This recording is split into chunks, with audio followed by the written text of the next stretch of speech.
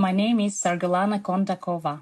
I was born and raised in a small polar village near the Arctic Ocean. In the Republic Sakha-Yakutia, it's the largest region of the Russian Federation. My ancestors, they were reindeer herders. I'm not ethnic Russian, but my mother told me that when they were children, they were forbidden to speak their native language, only Russian. It was written in the history books that our lands were opened by the Russian explorers. How can you open the land if there are indigenous peoples living there for thousands of years? But many people still have a colonial mindset. We believe that the Russian big brother is right in everything. Russian colonialism.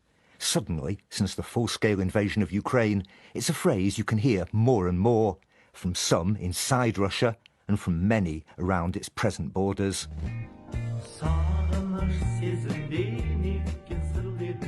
My name is Botakoska Sembekova. Of course, in Kazakhstan, I grew up with racism.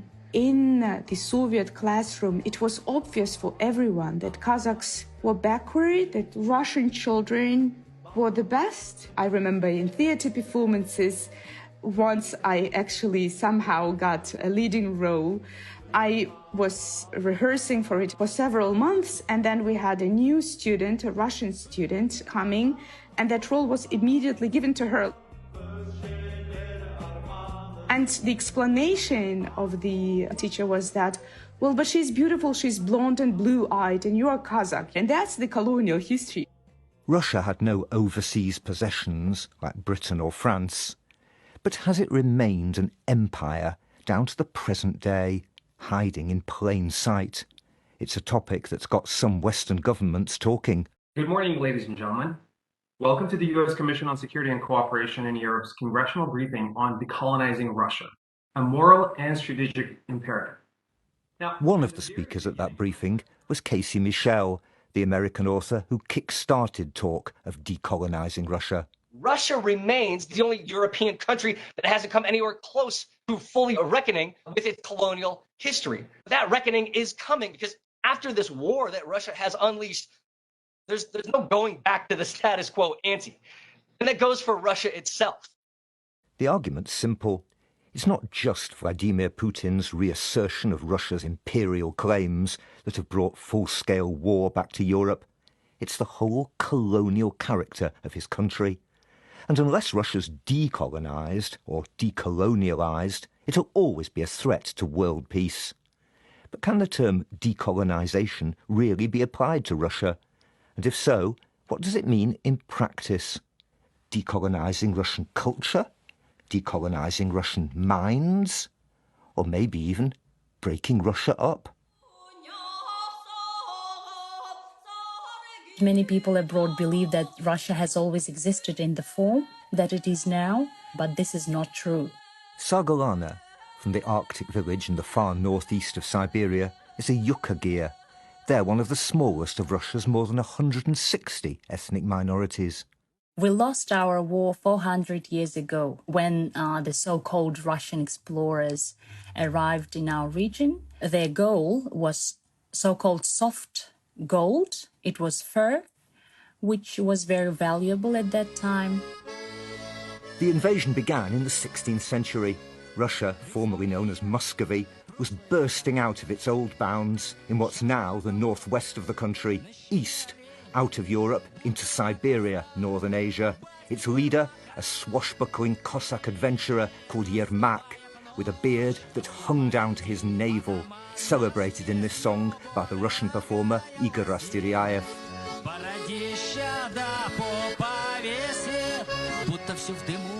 Yermak's successors founded Tobolsk, 1,100 miles from Moscow, in 1587, Krasnoyarsk, 2,000 miles away, in 1628, Yakutsk, 3,000 miles, in 1632, Okhotsk on the Pacific, 3,500 miles distant, in 1647.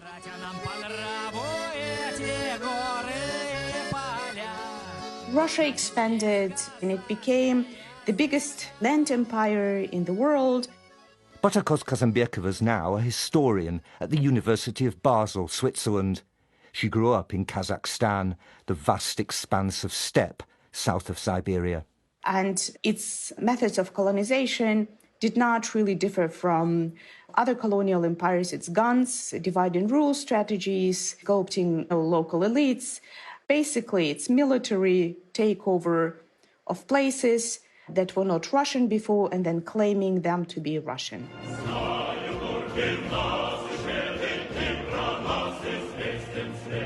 Kazakhstan and other Central Asian territories, today's Uzbekistan, Kyrgyzstan, Tajikistan, Turkmenistan, were conquered by the Tsarist Empire in the 19th century, in the name, of course, of progress. Варварство среднеазиатского населения так громадно. The barbarism of the Central Asians is so massive, and their economy and society in such decay, that the sooner European civilization penetrates there, from one side or the other, the better. So wrote the painter Vasily Vereshchagin in 1871, his shimmeringly vivid canvases of the conquest, first shown in London's Crystal Palace, include one of decapitated heads, Russian heads, exhibited on poles after a temporary victory by a Central Asian Khan. And when Vereshchagin talks of civilization coming from one side or the other, he's referring to the British Empire, advancing north into Central Asia from India with its similar civilizing mission. Less than half a century later, the Tsarist Empire collapsed.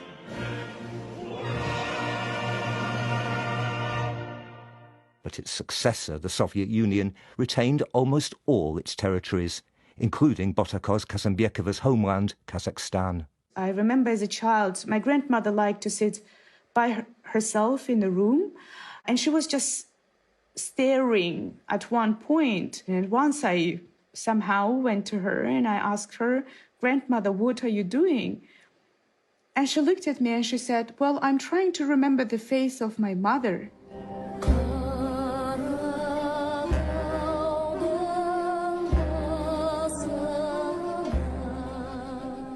Botakos's grandmother grew up in an orphanage because her mother was one of the estimated 1.5 million people, 40% of all Kazakhs, who starved to death in the early 1930s in a famine caused by Stalin's forcible collectivization of agriculture. Simply because their cattle was taken away for factory workers in Moscow and St. Petersburg. The details of what happened are harrowing in the extreme. Little children, many were eaten, so parents actually sold their children. Eaten? Yes, they were eaten. So parents sold their children and bought other children not to eat their own children. They were forced to eat. Sorry, I mean, that's so shocking. I just have to emphasize that. You're saying they were so hungry, people had to eat their own children or other people's children? Yes, of course. Of course? Yes, you need to understand it gets to -50 in winter. There is nothing to eat. There are no trees. And people really go mad when they are very, very hungry. None of that was in Soviet history books, and it was barely known in the outside world either. Did my Lord deliver Daniel, deliver Daniel? Bones must still have littered the Kazakh steppe in 1934, when Paul Robeson, the great American singer and anti-colonialist campaigner, made the first of several starry-eyed tours of the Soviet Union.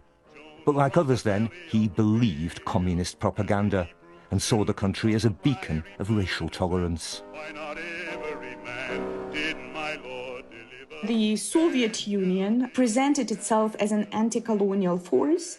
I call it Russian imperial innocence. And it was very successful because people want to have that good story. And why not every man?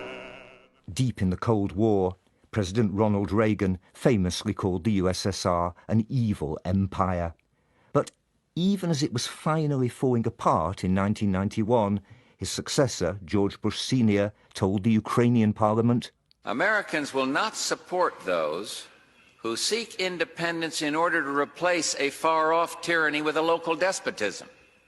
They will not aid those who promote a suicidal nationalism based upon ethnic hatred. Soon afterwards, Ukrainians voted overwhelmingly for their own state. No wonder Bush's intervention has gone down in history as the chicken Kiev speech. But still, until well into this century, many scholars of the post-Soviet space remained stubbornly Russocentric. It was always Moscow's or Petersburg's views that were dominant, and this is how we became historians, by reading the stories of growth, of strengthening of Russia. Until 2 years ago. Now, when we see Ukraine being bombed, it's not only growth of Russia, but it is death of a nation. And I think we start reconsidering the language in which we wrote, because what Moscow is doing now is something that it did for centuries. Now, academic and cultural institutions across the world are searching their souls. Have they been too Moscow-orientated? Some writers and artists previously regarded as Russian have been relabelled as Ukrainian or Belarusian or Georgian. Many universities are teaching Ukrainian and other post-Soviet languages and literatures for the first time. Last year, the theme of the world's biggest gathering of scholars of the region was decolonization. But if that rethink has taken so long in the West, how likely is it to happen in Russia itself? I think the process of reflection about our own imperialism hasn't even started yet. That's Sasha Manakina, a young Russian who left her country soon after its full-scale attack on Ukraine. She settled in Georgia, also once part of the Soviet Union, and threw herself into voluntary work to help Ukrainians. But she says most Russian exiles, even anti-war activists like her, make little attempt to speak the language of their host country or learn its history. In general, Russians speak Russian in Georgia. A lot of people hope that they needn't learn Georgian. It's not very sensitive, but it's very strange because people who left Russia, people who against Putin, who against war, also have imperial patterns in themselves. Even intelligent and educated people in Russia, in my age, were using very offensive words about people who not Russian or Armenian, Ukrainian, and it was normal. It was like a joke. I don't know why, but in Russia we have a narrative that Russian culture is the greatest culture in the world, and a lot of people didn't understand that the problem it's not only Putin, it's our minds too, and in our schools, in our textbooks, in our TV shows. And even, perhaps, in what they're read on their parents' knees.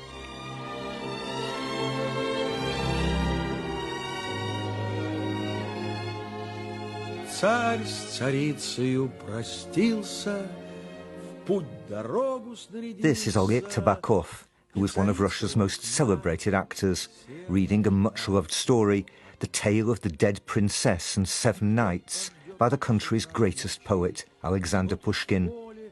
As in Snow White, there's an evil stepmother, a magic mirror, a cosy cottage, where the princess, still alive at that point, takes refuge. But it belongs not to seven dwarfs, but to seven knights. And whereas the dwarfs, hi-ho, off to work each day at the local diamond mine, Pushkin's seven knights head off for rather more laddish fun, with guns and swords. They shoot ducks, but might also slice the head off a broad-shouldered Tartar, or chase a Circassian out of the forest.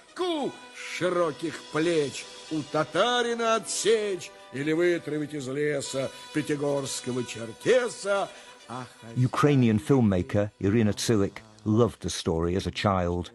Now it feels rather different. So Alexander Pushkin jokingly writes that these Russian knights, for the sake of morning exercise, go out to shoot representatives of other nations.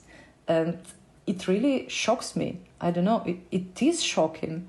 these lines were written at the time of the genocide of Circassians by the Russian Empire in the 19th century. When Russian generals described Circassians as subhuman filth. But tales by Pushkin are still very popular and unchanged, and they are not discussed properly yet. Where are the Circassians now? Most survivors of that slaughter, who Boris Johnson says included his great-great-grandmother, scattered across the Middle East. The remnant in Russia live in several of its national republics. Unlike the 14 non-Russian Union republics of the Soviet Union, such as Ukraine, Kazakhstan and Georgia, the autonomous republics within Russia, for originally conquered peoples such as the Yakuts, the Tatars, the Buryats, as well as the Circassians, didn't break free in 1991. But now, in some of them, discontent is stirring. Last month, hundreds of demonstrators in Bashkortostan, central Russia, clashed with police as they demanded the release of a jailed activist. He'd campaigned to preserve the indigenous language Bashkir and opposed environmentally harmful mining operations. It was one of the largest protests anywhere in Russia in the last 2 years, but not the first in a minority ethnic region. In Yakutia, in the far northeast, homeland of Sargolana, the descendant of reindeer herders, more than 500 women danced hand in hand in a huge circle in the capital, Yakutsk. They were protesting against the mobilization of Yakut men for the war. Non-ethnic Russian regions have been forced to provide a disproportionately high number of soldiers to fight and die in Ukraine. Sargolana wasn't there. She left Russia when it first attacked Ukraine in 2014 and now lives 7,000 miles away. Yeah, it's summertime now in Melbourne. Yesterday was plus 37 degrees. Outside, yeah, I can see the eucalyptus trees. I love Australia. But from there, she helps run an organisation, Free Yakutia, which organised the protests on social media. It's part of a wider movement of activists, many now exiled from national republics. They want decolonisation. What does decolonisation mean in practice? Decolonization is not the collapse of the country for us. The peoples themselves, they must decide if they want to stay within Russian Federation, which is not real one, or they want to be an independent state. That's all about self-determination. And not just to preserve their culture. Yakutia, for example, is also rich in oil, gas and diamonds. Billions go to Moscow, and in return we get very little money. There is a lot of corruption, not enough schools, not enough hospitals, not enough comfortable housing, no railway. This is never going to happen in practice, is it? I mean, the forces against it are so strong, not only Putin himself, but maybe even most Russian people. It is a very slow process. We tell them the truth about their history, about social, political, economical inequality, so they should wake up. They can open their eyes to what is happening in the country. That's why the Kremlin is scared of us a lot. What the Kremlin claims to be scared of is something different, not of its own people, but of Western or Ukrainian plots to dismember Russia. And Ukraine's security chief, Kirill Budanov, certainly had a map of Russia split into separate states. But many in the West would be horrified at the possibility of Russia breaking up. Russia is a nation-state. 80% of its population is ethnic Russian. Kavor Koskanyan, political scientist at Exeter University. In most of the subdivisions of that federation, even those subdivisions that are named after other ethnicities, the Russians are actually the majority.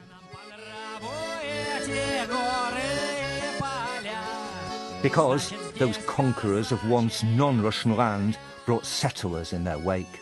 And that brings us to the difference between decolonizing Russia and decolonizing the Western empires. In the Western empires, decolonizing basically meant withdrawing administrators, some military stationed there, and handing it over. This is much more reminiscent to what you had in the former Yugoslavia. Intermingled ethnic groups.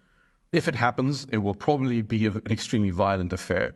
But wishing for it, as some do, I think is really playing with fire. Particularly, Dr. Oskanian thinks, if those talking of decolonising Russia are just jumping on the bandwagon of an intellectually fashionable theory. The problem with decolonisation when it's applied to Russia is where it's really about scoring geopolitical points by using decolonisation as a tool to weaken Russia, to foment separatism within Russia. So when you see, for instance, think tanks that have a very strong neoconservative slant, that have absolutely no problem in using colonial discourses towards the Middle East or towards sub-Saharan Africa, suddenly come out with conferences on decolonising Russia, you give the West a free pass by being selective. If you do that in scholarship, you risk basically replacing Russian hegemony with Western hegemony. Hypocrisy, he's alleging. And in countries that struggled against Western colonialism, that were supported in that struggle by the Soviet Union, many would agree. So what is this decolonisation we speak about? This is a geopolitical circus. And why should we even seriously discuss it? Because it is a theatre of the absurd. M.K. Bhadra Kumar, former Indian diplomat, now a prolific foreign affairs blogger. We could have spoken of decolonisation in Canada. We could have certainly spoken of the decolonisation of Australia. But then they were all, buried in history. And therefore, nobody speaks about it. Nothing of the sort happened in Tsarist Russia. They didn't have this kind of ethnic cleansing which the Anglo-Saxon people practiced in North America. Mr. Bhadra Kumar knows Russia well, and Central Asia. He was ambassador to Uzbekistan. What then of the famine in neighbouring Kazakhstan? I talked to a Kazakh historian. She described, how every single person in her grandmother's family died in the famine. What has it got to do with colonialism, my friend? Horrific things took place. Famine was not a phenomenon in Kazakhstan alone, and it had nothing to do with race. But if you really want to look at it, that kind of a famine, and attach it to colonialism, come to India. That is the Bengal famine. And the Britishers saw it in front of their eyes, and they didn't even move their little finger. Is the Bengal famine of 1943 more or less a result of colonialism than the Kazakh famine? The answer depends, at least partly, on your political standpoint. The problem is that when you decolonize and you want to create a national identity, you emphasize certain parts of history and de-emphasize others. Political scientist Kevork Oskanian again. For instance, in Ukraine, you might end up rehabilitating figures who are not up for rehabilitation, figures like Stepan Bandera. Bandera led a fight for Ukrainian independence in World War II. He's demonized by the Kremlin as a Nazi collaborator. But today there are many streets named after him in Ukraine, though followers of his have been blamed for the massacre of tens of thousands of Poles and Jews. Extreme right-wing individuals suddenly become heroes in spite of having engaged in all kinds of atrocities. History is then simplified into this narrative of Russia versus everyone else, when actually there's a much more complicated story there. So, should we be talking about decolonisation at all? Have we pushed a parallel too far? Yaroslav Hrytsak is the author of a new history of his country, Ukraine, the Forging of a Nation.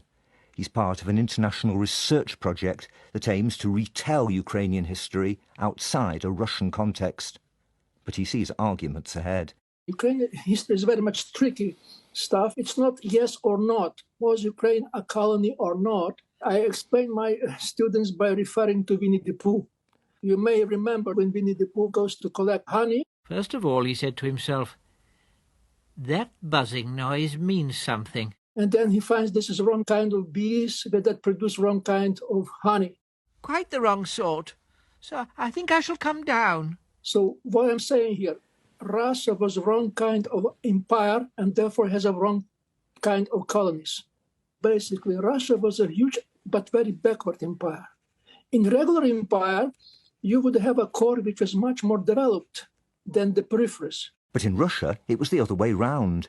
Western territories such as Ukraine were richer and better educated than the centre of empire, so... When Russia was building the empire, Ukrainians played the role as the Scots in the British Empire. Scots was very much keen to make a career in the center of the British Empire. So, to spell out then, there were very many Scottish civil servants, Scottish imperial officers all around the empire. They became, even though they were a different nation from the English, they became agents and indeed eager, keen agents of empire themselves. Without a doubt. And in the Ukrainian case, by some estimations, the half of the Russian imperial elites in the 18th century were Ukrainians. Wow. And you have more or less the same situation the final years of the Soviet Union. So we could hardly call this colony. Not a colony after all, then. But hang on.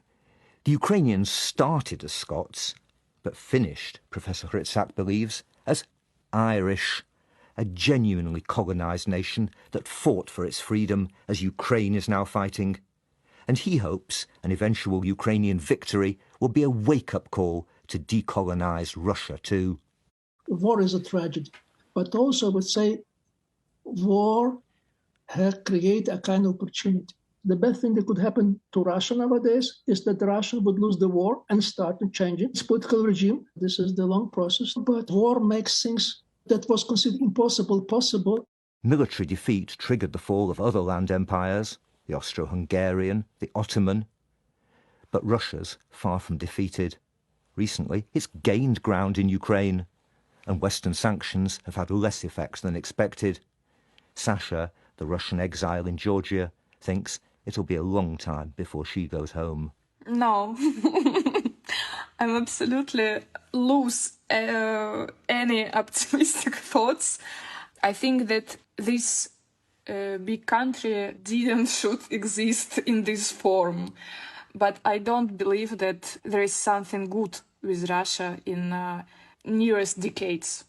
Even Putin will die. If he die, we have a lot of bullshit in Russian heads. I think we're going to hell. I'm sorry. But Sargolana in Melbourne dreams on. Decolonisation, she thinks, must start in people's minds. If the people stay with the same slave-like mindset, nothing will change. But slow at first, as the steps in a Yakut dance, and then, maybe gathering pace, she believes change will come to her icy homeland.